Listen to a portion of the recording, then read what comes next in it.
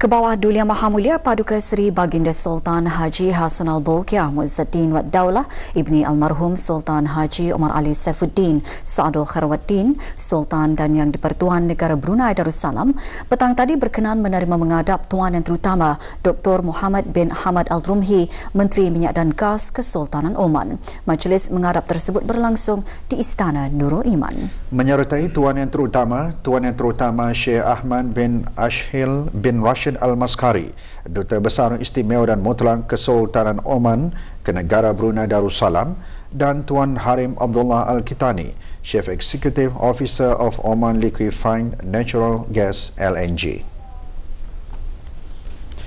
Juga hadir Yang Berhormat Datuk Seri Setia Dr. Haji Matsuni bin Haji Muhammad Hussein, Menteri Tenaga dan Tenaga Manusia dan Perindustrian, dan Datuk Seri Paduka Wang Haji Mat Satejo bin Sokiau, Timbalan Menteri Tenaga dan Tenaga Manusia dan Perindustrian.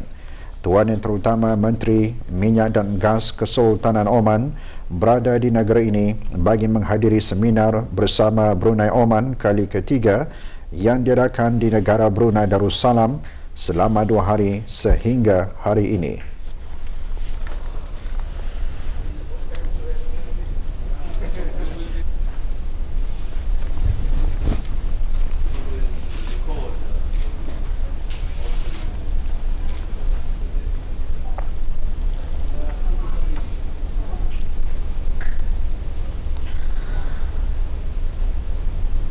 Dulian Teramat Mulia Paduka Seri Pengarah Muda Mahkota Pengarah Muda Haji Al-Muhtadi Billah, Ibni Kebawah Dulian Maha Mulia Paduka Seri Baginda Sultan Haji Hassanal Bolkiah Muizzuddin Wad Daulah, Menteri Kanan di Jabatan Perdana Menteri, pagi tadi berkenan menerima menghadap Tuan Yang Terutama Dr. Muhammad bin Hamad Al-Rumhi, Menteri Minyak dan Gas Kesultanan Oman. Menyertai bersama Tuan Yang Terutama di majlis menghadap tersebut ialah Tuan Yang Terutama Syekh Ahmad bin Hashil bin Rashid Al-Maskari, Duta Besar Istimewa dan Mutlak Kesultanan Oman ke negara Brunei Darussalam, dan Tuan Harim Abdullah Al-Kitani, Chief Executive Officer of Oman Liquefied Natural Gas (LNG).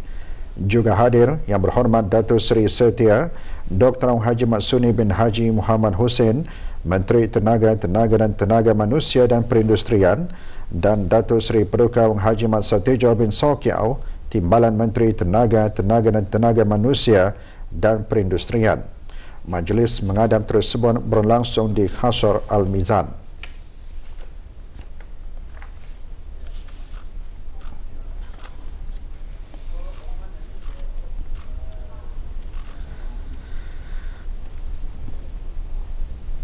Karnival memperkasa budaya membaca yang diadakan secara serentak di ke-4 daerah memupuk budaya membaca dan menjadikan perpustakaan sebagai pusat bagi pelbagai kegiatan yang bermanfaat. Kita ikuti laporan mengenainya selepas petikan titah.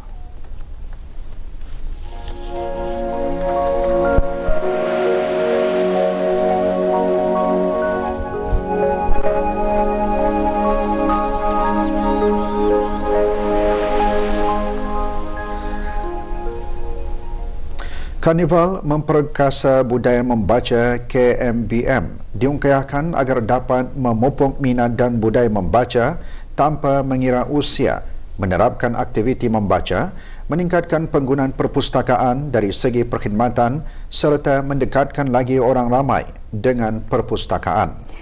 Pagi tadi diadakan majlis perasmian Karnival memperkasa budaya membaca yang diadakan serentak di ke-4 daerah sempena Hari Buku Sedunia dan Taman Bacaan Perpustakaan. Di daerah Brunei dan Muara, majlis perasmiannya berlangsung di Dewan Bahasa dan Pustaka Bandar Seribu Kawan. Awang Sueb bin Haji Abdul Wahab, pemangku pengarah Dewan Bahasa dan Pustaka, dalam ucapan alu-aluannya berkata, bahagian perpustakaan telah menyediakan pelbagai kegiatan sebagai satu usaha untuk memberikan dan mendidik orang ramai mengenai tata cara pencarian bahan, mengenalkan perkhidmatan rujukan, pendedahan kepada literasi maklumat dan kempen pendaftaran keahlian perpustakaan. Persatuan dan pihak NGO. Alhamdulillah. Bagian Perasmiannya disempurnakan oleh Yang Berhormat Major Jeneral Bersara Datuk Paduka Sri Haji Aminuddin Ehsan bin Pihin Orang Kaya Saiful Muluk, Datuk Sri Paduka Haji Abidin, Menteri Kebudayaan Belia dan Sukan. Yang Berhormat juga menyampaikan hadiah kepada pemenang kerajinan membaca sebagai pengiktirafan dan galakan bagi ahli perpustakaan DBP yang aktif dan pemenang pertandingan poster. Di samping pameran, bengkel dan ceramah, jualan juga diadakan di setiap perpustakaan. Antara yang hadir Yang Berhormat Pengiran Haji Ali bin Pengiran Maun, Ahli Majlis Mesyuarat Negara.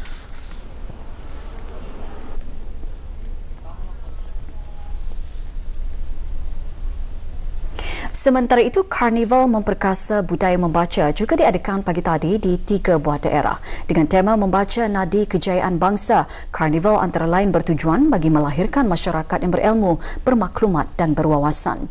Di daerah Tutong, majlis diadakan di Perpustakaan Dewan Bahasa dan Pustaka Tutong. Hadir Datin Paduka Dr. Hajah Nurlila binti Datuk Paduka Haji Abdul Jalil, Setiausaha Tetap di Kementerian Kebudayaan Belia dan Sukan. Majlis diserikan dengan persembahan Mari Membaca dan persembahan Bicara Berirama dari Sekolah Pertama Tutong. Majlis juga diteruskan dengan penyampaian hadiah dan sijil kepada ahli-ahli perpustakaan Tutong yang disempurnakan oleh Setiausaha Tetap di Kementerian Kebudayaan Belia dan Sukan.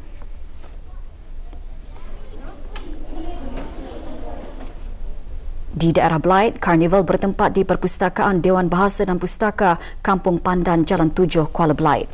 Hadir Pengiran Muhammad Amir Rizal dan Pengiran Haji Mahmud, Setiausaha Tetap Pentadbiran Kewangan dan Estet Kementerian Kebudayaan Belia dan Sukan. Majlis diteruskan dengan penyampaian hadiah dan sijil. Sempena Karnival tersebut, pameran dan jualan turut diadakan.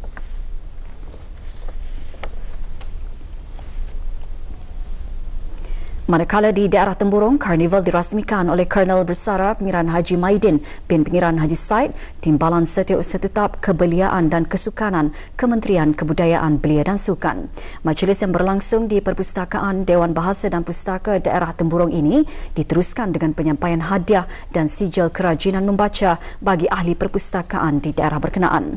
Karnival turut diserikan dengan pameran daripada Jabatan Bomba dan Penyelamat Operasi G, Cawangan daerah Temburong dan Persatuan Pengakap Daerah Temburong serta jual-jualan. Karnival diharap dapat meningkatkan lagi budaya membaca dalam masyarakat di negara ini sekaligus mendekatkan orang ramai dengan perpustakaan sebagai pusat bagi mendapatkan maklumat dan melakukan pelbagai kegiatan yang bermanfaat.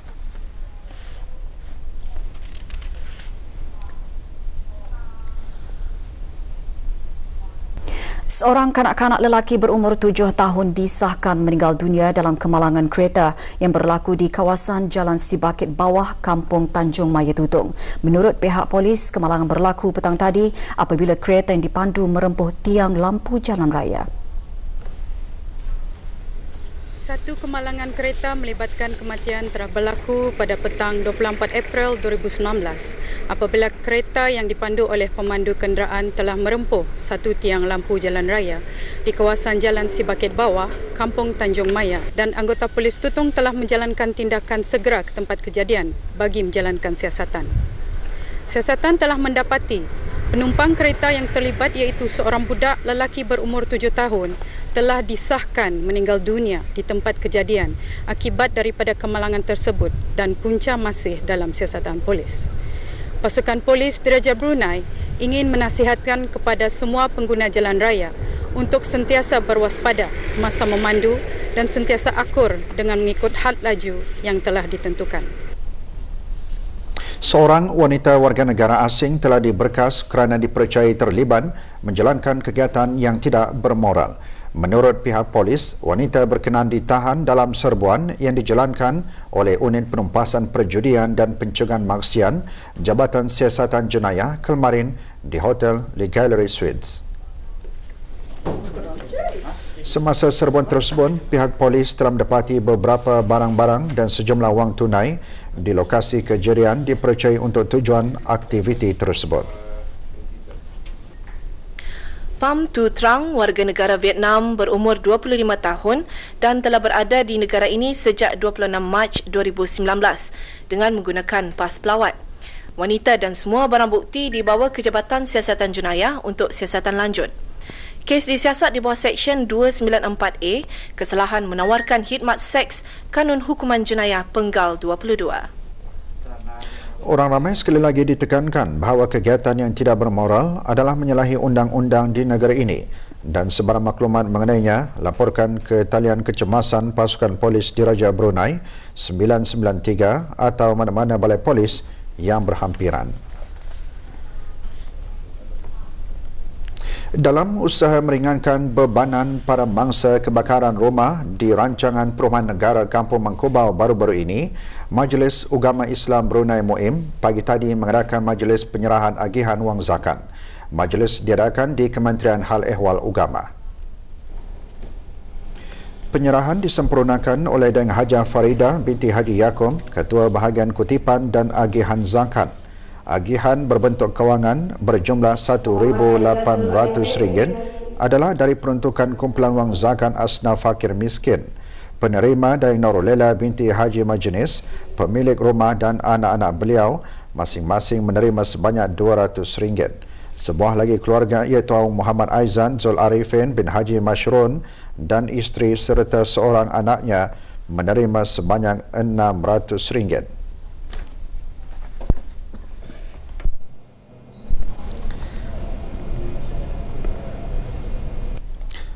Jabatan Kaji Cuaca dalam siaran media yang menjelaskan, negara Brunei Darussalam pada masa ini berada di musim peralihan monsun di mana pada lazimnya cuaca dipengaruhi oleh interaksi angin setempat.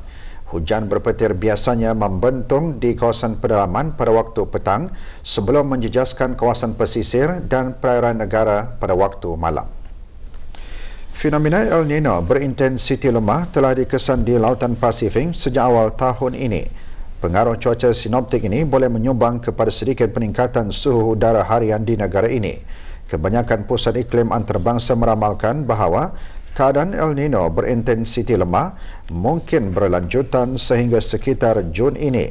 Keadaan ini dijangka akan menyebabkan suhu udara kadangkala melebihi 34 darjah Celsius. Selain itu, keadaan cuaca pada amnya kering dan panas ini juga boleh menyebabkan keadaan berjerebu di negara ini.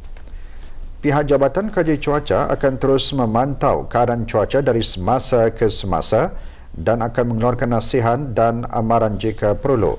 Maklumat keadaan cuaca terkini boleh diperoleh melalui laman sesawang www.met.gov.bn atau Facebook dan Instagram Brunei Weather dan aplikasi Brunei WX atau hubungi pejabat ramalan cuaca di talian 114. Program terkini dan bantuan sokongan yang disediakan oleh Darussalam Enterprise DARE termasuk meningkatkan kemahiran bagi mereka yang berhasrat untuk memulakan perniagaan sendiri disentuh semasa seminar eksekutif Anugerah Produk Kreatif Inovatif dan Pemajuan Teknologi Cipta Duli Pinggiran Muda Mahkota 2019. Seminar bertemakan Industry 4.0 Convergence of Innovation diadakan pagi tadi di Universiti Teknologi Brunei.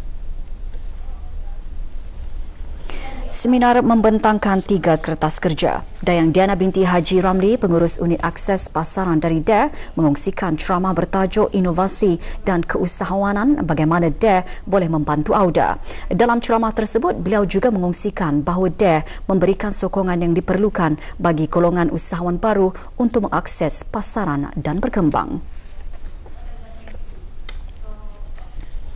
Sementara itu, ceramah bertajuk Hak Intelek di Negara Brunei Darussalam yang disampaikan oleh Tengku Diana binti Tengku Said Abdul Rahman, penolong pegawai eksekutif dari Brunei Intellectual Property (BRUIPO), menjelaskan mengenai objektif dan maklumat lanjut mengenai hak intelek.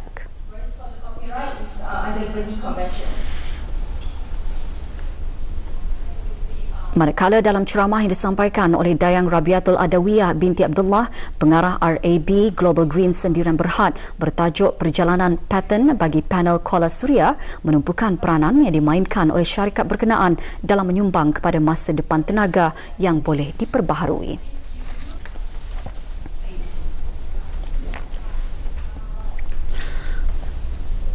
Ke arah memberi pendedahan kepada para pelajar mengenai tempat-tempat yang menjadi daya tarikan pelancong, Maktab Teknik Sultan Saiful Rijal menganjurkan lawatan ke Galeri Mandian Puteri di Kampung Tanjung Maya Tutong. Lawatan yang disertai oleh lebih 40 pelajar maktab berkenaan yang dalam pengajian bidang pelancongan itu termasuk mempelajari adat tradisi Puak Tutong dan proses penghasilan minyak kelapa darah. Semasa lawatan ini, para pelajar diperlihatkan dengan adat berbasuh kaki iaitu tradisi Puak Tutong dalam majlis perkahwinan. Para pelajar juga merasakan pengalaman berbasuh kaki di samping memberikan wang sebagai hadiah kepada mempelai pengantin. Wang yang dihadiahkan kepada mempelai akan dibelanjakan bagi membeli keperluan dapur dan sebagainya.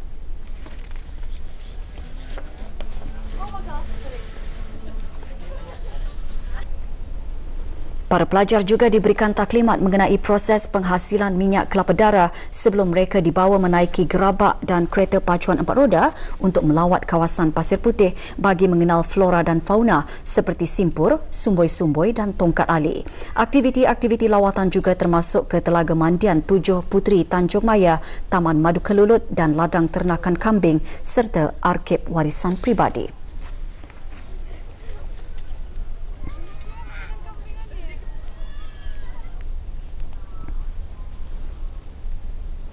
Para pemilik kenderaan dan pengurus bengkel kereta digesa agar lebih bertanggungjawab ke atas kenderaan mereka dan tidak membiarkannya terbiar dan dalam keadaan tidak terurus sehingga menjejaskan laluan awam, letak kereta awam dan alam sekitar secara amnya. Jabatan Bandaran Bandar Seri Begawan mengingatkan perkara tersebut susulan pemindahan 15 lagi buah kenderaan yang dipercayai terbiar di kawasan Kampung Pintu Malib dan Kampung Tamoy. Kenderaan yang terbiar berkenaan telah dipindahkan oleh Jawatan Kuasa Kebangsaan Projek Kenderaan Terbiar AVNP. Sehingga kini sejumlah 1,355 kes kenderaan terbiar telah berjaya diselesaikan di kawasan Bandar Seri Begawan. Pihak kerajaan juga tidak akan menanggung sebarang kerugian atas pelanggaran dan kesalahan ini di bawah Akta Kesalahan-Kesalahan Kecil Penggal 30 dan Akta Lalu Lintas Jalan Raya Penggal 68. Sebarang aduan bolehlah disalurkan melalui talian Darussalam 123 atau email info@123.gov.pn atau WhatsApp 833-3123. Pasukan Polis Diraja Brunei meminta kerjasama dan bantuan orang ramai untuk mengesan seorang wanita warga tempatan yang dilaporkan keluar dari rumah. Azimah binti Rosli berusia 32 tahun.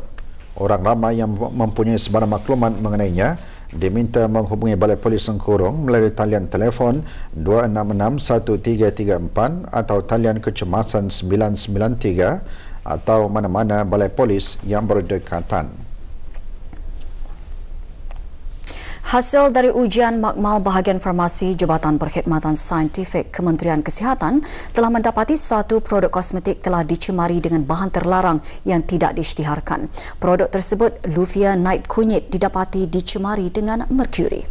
Merkuri adalah bahan yang dilarang dalam produk kosmetik seperti yang ditetapkan di bawah Peraturan Uban Produk Kosmetik 2007. Penggunanya boleh memudaratkan kesihatan dan pendedahan merkuri yang keram boleh menyebabkan kulit kebas, sakit kepala, ruam, perubahan warna kulit serta kerosakan pada buah pinggang dan sistem saraf. Kementerian Kesihatan tidak pernah mengeluarkan kebenaran ke atas pengimportan untuk penjualan produk tersebut atau mengeluarkan surat pengakuan notifikasi produk kosmetik bagi penjualan produk tersebut. Berikutan dapatan ini, produk berkenaan adalah dilarang untuk diimport dan dijual di negara Brunei Darussalam. Adalah menjadi satu kesalahan di bawah Peraturan Uban Produk Kosmetik 2007 untuk mengimport dan memasarkan produk kosmetik di pasaran tempatan tanpa surat pengakuan notifikasi produk kosmetik yang dikeluarkan oleh pihak berkuasa di Kementerian Kesihatan dan jika didapati bersalah boleh didenda tidak melebihi RM5,000, penjara tidak melebihi 2 tahun atau kedua-duanya sekali.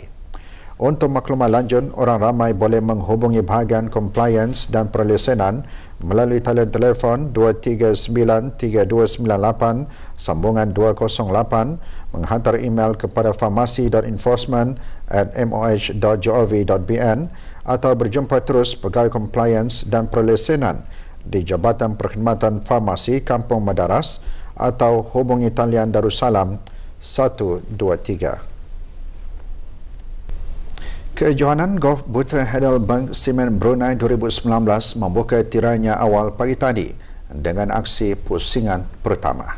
Juara bertahan Kira Dutch Apiban Rat dari Thailand beraksi di pusingan pembukaan dalam misinya untuk mempertahankan gelaran yang dimenanginya tahun lalu. Selain kehadiran pemain terbaik dunia dan Asia yang turun di lapangan Golf Empire Hotel and Country Club, beberapa pemain golf profesional tempatan turut mencuri tumpuan. Yang Amat Mulia Pengiran Muda Abdul Hakim, Ibni Dulian Tramat Mulia Paduka Seri Pengiran Dikadung Sahibul Mal, Pengiran Muda Haji Jeffrey Bolkiah antara barisan 10 pemain profesional dan amatur negara yang beraksi bagi memberikan cabaran pada kejohanan kali ini.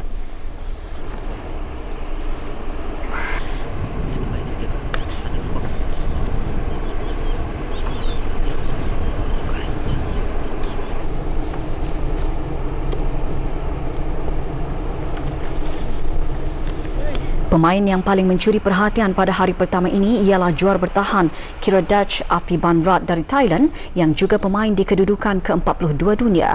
Sekalipun masih mengalami kecederaan pada lutut kanannya, beliau masih mampu mempamerkan hayunan yang cukup sempurna bagi mencabar senarai kedudukan teratas keseluruhan. Prum Misawat dari Thailand, juara 2 kali jelajah Asia, dan Naoki Sekito dari Jepun, juara kejohanan golf ADT di Pulau Pinang, Malaysia, antara peserta yang memberi cabaran sengit. Kejohanan yang berlangsung sehingga 27 April ini menyaksikan penyertaan dari hampir 100 pemain golf profesional dari seluruh dunia. Kejohanan kali ini menawarkan hadiah wang tunai berjumlah $75,000 Amerika.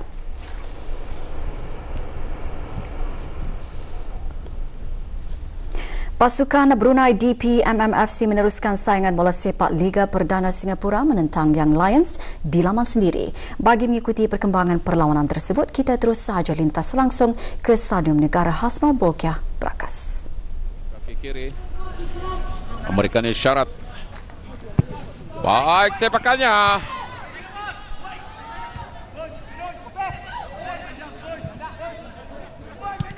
Cantik, tangkas. Sekali lagi Azwan Ali Rahman melakukan percobaan. Umpanan yang cukup baik, belum berhasil disudahkan kali ini. Terlalu kuat, tidak berhati-hati. Terus saja dikawal Wafi.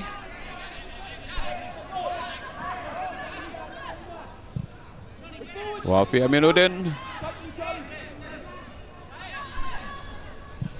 Umpanan yang cukup baik, walaupun terjatuh masih nasib menyebelahinya untuk menghadang gerakan bola dan mengatur gerakan pula kali ini yang Lions. Clearance yang dilakukan oleh Charlie Cloud. Lontaran ke dalam. Sudah 29 menit separuh masa pertama.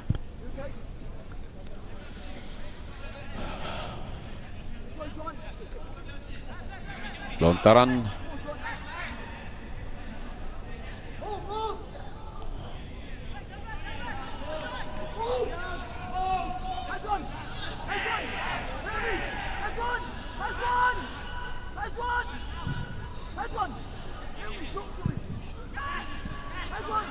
kita perhatikan yang Lions memberikan umpan, tapi Wardon sudah bersedia.